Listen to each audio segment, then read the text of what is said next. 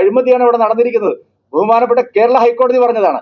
എന്തുകൊണ്ട് SIT ആ നിലയിൽ അന്വേഷിക്കുന്നില്ല? എന്തുകൊണ്ട് അടൂർ പ്രകാശിനെയോ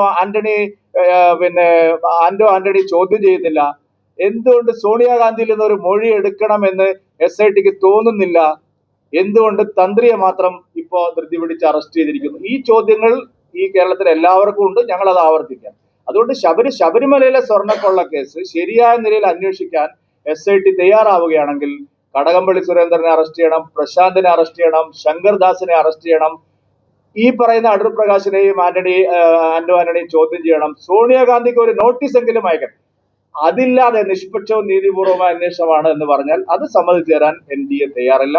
പിണറായി വിജയൻ ഇതിലൊരു കള്ളക്കളി കളിക്കുകയാണ്. കാരണം തെരഞ്ഞെടുപ്പ് പരാജയം ജനങ്ങൾ ശക്തമായി LDFനെ പ്രഹരിച്ചപ്പോൾ അതിനൊരു മറുമരുന്ന് കണ്ടെത്താനുള്ള തന്ത്രമാണെങ്കിൽ, തന്ത്രിയെ അറസ്റ്റ് ചെയ്ത ഒരു തന്ത്രമാണെങ്കിൽ അതിവിടെ നടപ്പില്ല എന്ന് കൂടി പറയാൻ ഞങ്ങൾ ആഗ്രഹിക്കുകയാണ്.